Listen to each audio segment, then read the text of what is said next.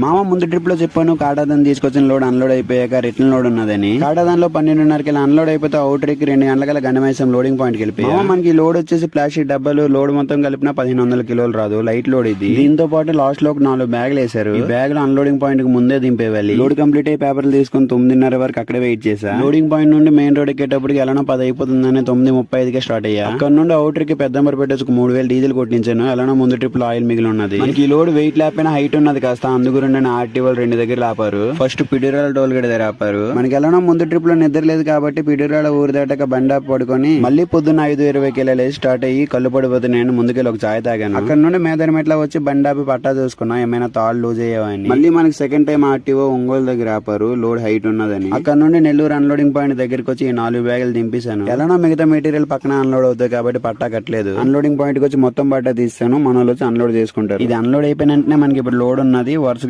3వ రోజుకి 3వ లోడ్. దీని గురించి నెక్స్ట్ వీడియోలో మాట్లాడుకుంటాం. ఉంటాను బై. జై భవానీ.